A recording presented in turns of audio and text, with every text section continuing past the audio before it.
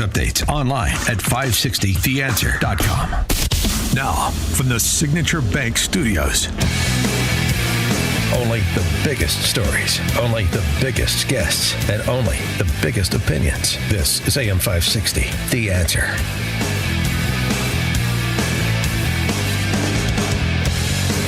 Top of the morning, Dan Proft here. It's not just Hakeem Jeffries that is telegraphing the lawfare will continue wherever and whenever the neo-Marxist party regains the reins of power. In Illinois, they have the reins of power. So you exercise it where you can, or try to exercise it even where you don't. That seems to be their philosophy. And so enter Jelly Belly Pritzker, who is, he has to continue to feed the beast, continue to make increasingly incendiary and outlandish claims. And so yesterday's offering, and this is a daily, on the daily basis, continue to prosecute his presidential ambitions by just juxtaposing himself against Trump and federal law enforcement agents. That's where he thinks his bread gets buttered. And he knows all about buttered bread, that's for sure. So the latest is he's talking to top people about a reckoning for ICE agents when the time is right. The tables will turn someday. These people should recognize that maybe they're not going to get prosecuted today, although we're looking at doing that, but they may get prosecuted after the Trump administration for the things that they did because the statute of limitations won't have run.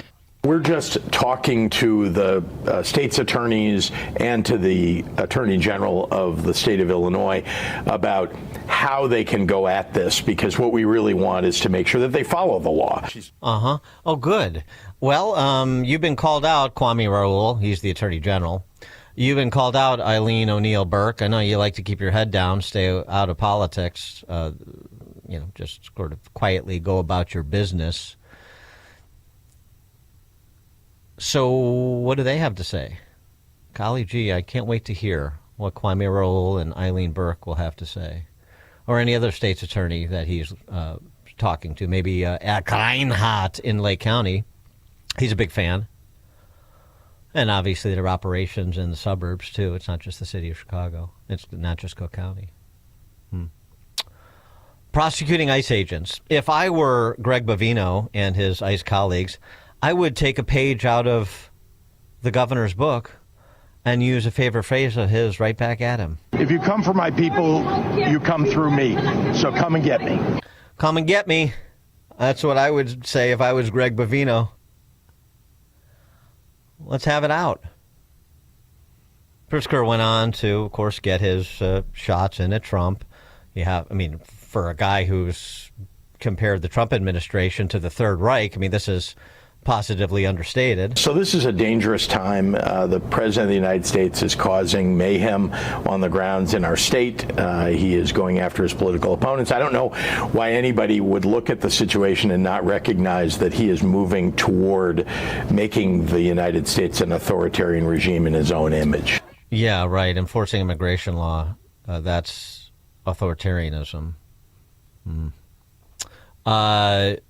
He also had a message for the aforesaid Greg Bovino, the commander of enforcement and the guy who's been riding point on the ground here in Chicago. This is a guy who is instructing his people to fire gas pellets at people who are just expressing peacefully their First Amendment rights. You're allowed to yell things and hold a sign and protest. That is a fundamental right in the United States. And yet they fire tear gas, they fire rubber bullets at people. You saw the video probably of the pastor who got hit in the head and who was actually hit multiple times with those gas pellets. This is Gregory Bovino's orders that they're following. So he just has no credibility at all. Right. You may want to check in with the Illinois State Police. Your state police there, Governor. They were the ones clearing the way for federal law enforcement outside the Broadview facility over the weekend, weren't they? Why do they have to clear the way if everybody's just holding signs and expressing their views? The incident yesterday on the southeast side of the city where tear gas was deployed. Why would tear gas need to be deployed if they were just holding signs and expressing their positions on immigration law? Well, they weren't, obviously. And even the Chicago Press Corps, which is the personal comm shop for Pritzker and the power structure in this state, reported that this angry mob had gathered around ICE agents and was throwing things at them. So, yeah, that sort of runs afoul of this idea that Greg Bavino or ICE agents are just indiscriminately firing tear gas and pepper spray at people that are just out with the signs they made. And, of course, we know this. We talked earlier in the show about the coordination that's going on and these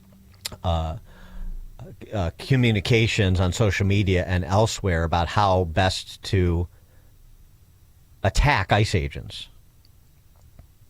Something else Pritzker said, too, about the National Guard that's still staged in Elwood in Will County that I think is inaccurate, unsurprisingly. The Illinois National Guard, some of the bravest people in the entire country, and they have been sent abroad to protect this country.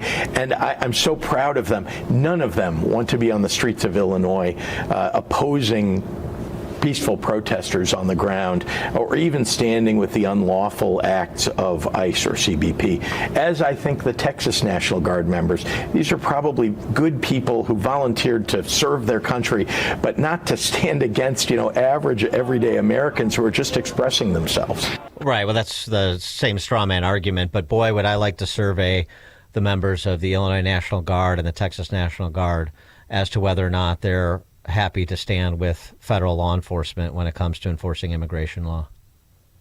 Boy, I'd like to put that contention to the test, wouldn't you? For more on all this, we're pleased to be joined by James Rogers. He is senior counsel at the America First Legal Foundation. James Rogers, thanks for joining us. Appreciate it. Hi, Dan. Happy to be here. So should Greg Bavino and ICE agents start lawyering up for these forthcoming prosecutions? No, they don't have much to worry about. Since 1890, there's been strong precedent from the Supreme Court that says that federal agents can't be prosecuted by state officials. That makes sense, obviously. Federal law is supreme in the United States. It takes precedence over state law, especially in something like immigration, where the Constitution specifically gives the authority to the federal government to make laws about naturalization and immigration. And when federal agents are doing their job, and they're doing something authorized by federal law, they're doing what's necessary and proper to perform their duties, they're immune from prosecution. If a state prosecutor tried to prosecute them, what would happen is they would remove that case to federal court, and then if the federal judge is following the law, he'll just dismiss the case because they're immune from being prosecuted for doing their job. And this is an obvious statement, but since the obvious evades so many people in Chicago, not really our listeners, but maybe some of their friends, this is not the same thing as saying that ICE agents or federal law enforcement, CBP agents, are above the law. They're accountable under the law, just as Chicago police are, or local police are accountable under state and federal law. Federal law enforcement is accountable under federal law if they would cross the line and do something that was not consistent with their sworn duties. Oh, absolutely correct. The Constitution applies. They are limited by all the protections of the Bill of Rights, and federal law would protect anyone if a federal agent is going above and beyond what they're allowed to do. But I don't see anything that's been going on so far that goes above that. They've been enforcing immigration law. Illegal aliens who are present in the United States are breaking the law, and they're subject to enforcement for it. And federal agents are allowed to protect themselves when they're threatened by violence from protesters. And, this question about where the line is when it comes to the politicians. Because really, politicians, the protesters are engaged, some of them, in violence, so that's obvious. Politicians, it's a little more complicated, one, because of the immunity you have as an elected official. But Tom Homan has raised this prospect before. We have had incidents where, members of Congress have assaulted an officer and they've been arrested, like in New Jersey with MacIver. But when it comes to obstructing federal law enforcement, criminally obstructing federal law enforcement from doing their jobs, where is the line for the mayor of a big city or the governor of a state? Well, it is a federal crime to conspire to obstruct federal officials from carrying out their duties. And there is the protection of the First Amendment. Elected officials are free to speak out against policies they dislike. But when it crosses the line into actually taking action to stop federal agents from carrying out their duties, they are subjecting themselves to the risk of federal prosecution. And so, so is that, you've got these spotters, you've got these networks of spotters and people that are communicating with one another, and then you fold in people who are communicating with one another for purpose of trying to prevent ICE from detaining someone, or we're following ICE or CBP officers in our own cars. I mean, obviously, if like we happened over the weekend in Chicago, if you ram an officer's car, that's pretty straightforward. If you have a gun and they're forced to protect themselves, that's pretty straightforward. But if you're just following, if you're just trying to sort of be right on the line of obstruction, but not doing anything technically violent, does that raise the prospect of legitimate arrest and prosecution? Yeah, it does. The statute is not about engaging violence against federal officers. It's just obstructing them from carrying out their lawful duties. And in this context of immigration, there's another crime. It's a crime to shield or harbor or conceal illegal aliens. So taking action to help illegal aliens evade law enforcement is also against the law. And it's not just violence; it's anything to keep them from getting from getting caught by the law enforcement.